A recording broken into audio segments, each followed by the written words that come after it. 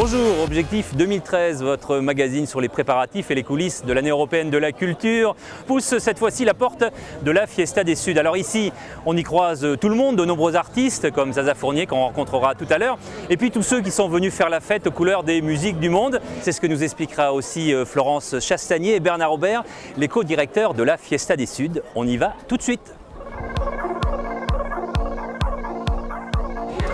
Florence Chastanier, bonsoir. Bonsoir. Vous êtes déléguée générale de la Fiesta des Suds. Depuis 20 ans. Et oui, justement, alors incroyable, quelle belle aventure artistique, humaine ici à Marseille. Comment vous expliquez cette pérennité justement ? Tout simplement parce qu'on a su rassembler les gens. Je crois qu'il y a un manque énorme à Marseille de lieux de fête et je crois que c'est ce qu'on représente principalement. Mais la fête avec tous les ingrédients, c'est de la très bonne musique, une programmation musicale de découverte et de tête d'affiche, un endroit où on peut passer la nuit, un endroit où on se retrouve à l'extérieur malgré le fait qu'on soit au mois d'octobre, un endroit où on peut rencontrer énormément de gens, où il y a des expositions et il y a finalement cette humanité, cette convivialité qui ressemble aux grandes fêtes du Sud. C'est quoi la topographie de la Fiesta aujourd'hui ? C'est de toute façon l'investissement d'un quartier. Je crois que peut-être notre petit regret, c'est que ce ne soit pas investi dans toute la ville. Mais finalement, on bloque les rues, on met un petit peu la pagaille dans la circulation, mais on bloque la rue, on est sous une tour extraordinaire, on est dans un endroit où normalement les voitures passent, où tout le monde se retrouve avec des queues, avec de l'ambiance dans un bâtiment qui a brûlé mais qu'on a totalement reconstruit. Et je pense que ce qui plaît aussi beaucoup, c'est qu'on investit des friches. Et des friches, mais aussi des bâtiments en transformation. Et c'est ça finalement qui plaît énormément, c'est que finalement on est là dans la rue, mais on est aussi dans des bâtiments qui ont appartenu à l'histoire, qui sont des bâtiments portuaires et qui racontent l'histoire des gens. Et on l'a fait dans les grands docks, on l'a fait dans la manufacture de tabac, aujourd'hui ici. Et je crois que c'est ce plaisir finalement de se retrouver dans quelque chose qui appartient à tout le monde, mais qui en même temps est totalement décalé. On imagine bien, on en parlera tout à l'heure avec Bernard Aubert, votre colistier, le directeur artistique, avec des perspectives sur Marseille-Provence 2013, mais on va peut-être justement aller prendre le pouls de cette édition 2011 avec un micro-trottoir du Tout Marseille qui est là ce soir. Allez, à tout à l'heure. Merci Florence Chastanier. Merci à vous. Comment ça se passe votre soirée à la Fiesta des Suds ? Écoutez, voilà, ça se passe très très bien. Et on n'ose pas partir tellement on est intéressé par la chose. En plus, on a amené deux petits gamins qui ont l'air d'apprécier également. Comme tout a changé, j'essaye de comprendre comment ça fonctionne. Je trouve ça plutôt bien. Très ouvert, la grande scène, voilà. C'est plutôt pas mal. Pour faire la fête, découvrir des nouveaux groupes. C'est extraordinaire, comme on peut être prise par l'ambiance divers et variée, finalement, des musiques, et c'est super. La Fiesta des Suds, c'est le moment le plus fort de l'automne de Marseille. C'est là où les seniors s'amusent le plus. Et on rencontre toutes les générations. Absolument. Et un peu plus.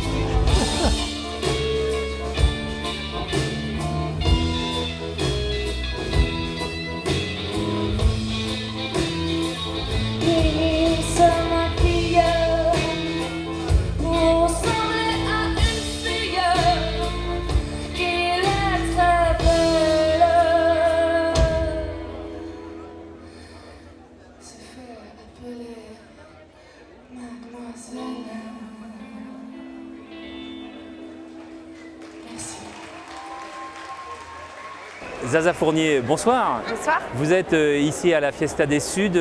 C'est un lieu que vous connaissez un peu d'une certaine manière parce que vous êtes déjà venu en 2008, c'est ça ? Oui, et puis que je connais parce que je suis très attachée à la ville de Marseille. Donc avant même d'y jouer, j'avais un œil sur l'événement.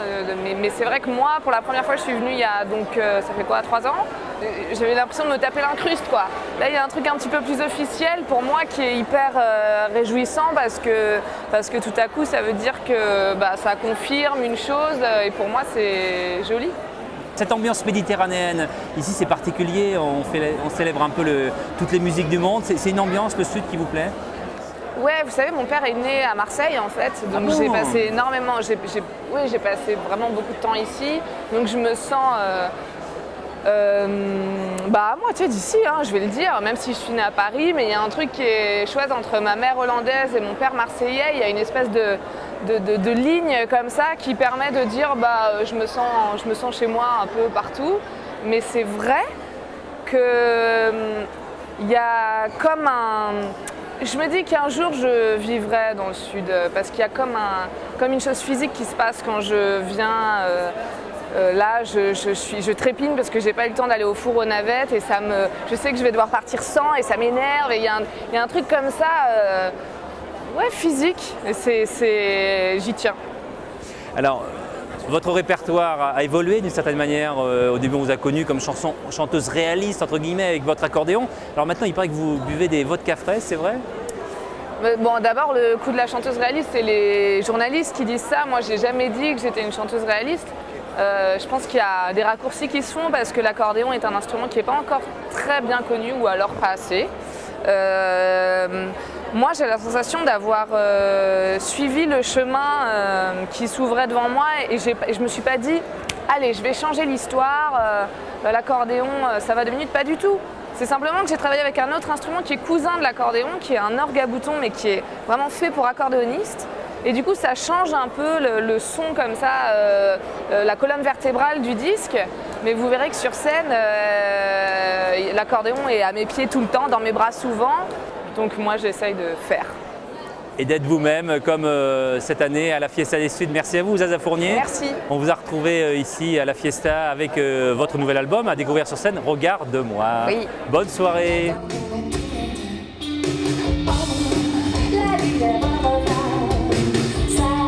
Zaza Fournier au Doc des Suds, l'un des lieux phares aussi de Marseille-Provence 2013.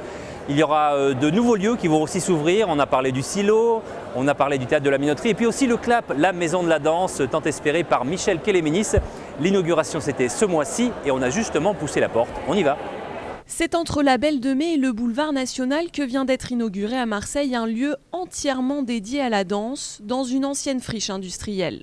Ça a été une teinturerie, c'est devenu un garage où étaient stockées ici des choses qu'on a d'ailleurs retrouvées à l'occasion de ce chantier. Donc vraiment une friche totalement démolie, toiture brûlée, enfin bon. Et nous avons conservé partiellement les murs d'enceinte de cette friche et nous avons totalement sculpté finalement l'intérieur pour créer 3 studios. Un grand studio de création, donc celui-ci. Nous avons également créé un autre studio consacré également à la création. Et un studio plus petit qui a lui plus vocation à recevoir un public d'amateurs, des écoles, une vocation plus pédagogique. Et pour le chorégraphe marseillais Michel Kéléménis, la Maison pour la danse ne manque pas de projets pour Marseille-Provence 2013. En termes de projets, nous préparons beaucoup de choses, dont évidemment le fait d'accompagner toute initiative de danse qui pourrait être prise et qui sera prise dans le cadre de l'année 2013. Au-delà, si moi le projet que j'ai porté et que j'ai mis dans la capitale culturelle, c'est quand même cet édifice insensé qui porte, c'est un des premiers équipements à ouvrir dans cette perspective-là. C'est ça mon projet. J'aurai évidemment une création, elle sera effectuée en collaboration avec le GMEM, Centre National de Création Musicale. Elle aura lieu ici évidemment, parce que je pense que c'est une année où je dois montrer toute la force de la compagnie et de notre projet. Et sans attendre 2013, le Clap entend faire partager avec tous les publics sa passion pour la danse.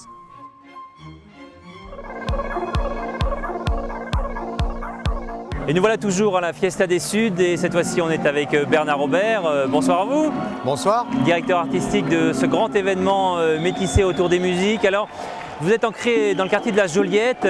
Il y a des lieux qui émergent comme ça à Marseille. Ça peut être d'un côté le Clap, la maison de la danse de Michel Kéléménis. Et puis ici, le Silo, la Minoterie, le Mucem par exemple. Il y a cet axe culturel qui est en train de naître ici à la Joliette. Marseille a une chance inespérée, il faut qu'elle restructure tout son bord de mer. Donc il y a vraiment à imaginer un quartier qui soit original, avec des bureaux, avec des tours, avec toute une série de choses, mais aussi avec des lieux culturels. Et entre le Mucem et nous, et peut-être plus haut, on va essayer d'imaginer quelque chose qui soit attractif pour les gens qui viennent à Marseille. Quand ils viendront à Marseille, dans le quartier de la Joliette, ils savent qu'ils ne viennent pas n'importe où, ils ne vont pas à Manhattan ou à Singapour, ils viennent à Marseille, ils regardent des choses magnifiques, il y a la Méditerranée, le port et les lieux culturels. Et il y aura aussi sans doute dans l'un des J4, peut-être, un des docks du port de Marseille, un lieu aussi festif pour Marseille-Provence 2013. Alors c'est vrai que le Marseille, capitale européenne de la culture, a envie d'investir un lieu qui s'appelle le J1. Voilà, le J1 plutôt. On est plutôt précurseurs dans cette histoire, puisqu'on a promené pas mal dans le lieu et dans le secteur avant tout le monde. Mais là, on s'est installé au Dock des Suds et on a envie effectivement que ce secteur vive, que ce soit pas seulement comme la Défense à Paris. Là, il faut que ce soit vive, il faut que ce soit Marseille un petit peu décalé par rapport au Vieux-Port. Et nous, on y contribuera bien sûr.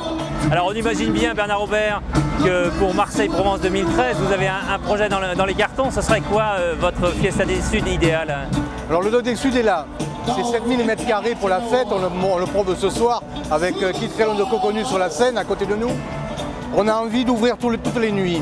On aimerait effectivement que d'autres le fassent en même temps que nous. Je crois qu'il va y avoir un accompagnement des grands événements autour de Marseille-Capitale. On a besoin de montrer Marseille festif et on sera ouvert tous les soirs au Dock des Suds. On va participer à l'ouverture de la Fiesta aussi et surtout de Marseille-Capitale. On finira la soirée d'ouverture avec une grande nuit dans la gare de Marseille. Et puis on a plein de projets dont on parlera plus tard. Je donne rendez-vous dans quelques mois. On va faire une conférence de presse autour de ça. Bon, allez Bernard Aubert, on vous souhaite une bonne Fiesta des Suds. Et puis vous savez qu'il y a d'autres spectacles et pas mal de choses qui se passent durant cette quinzaine. Je vous propose un agenda, les meilleurs spectacles à suivre durant ce mois de novembre.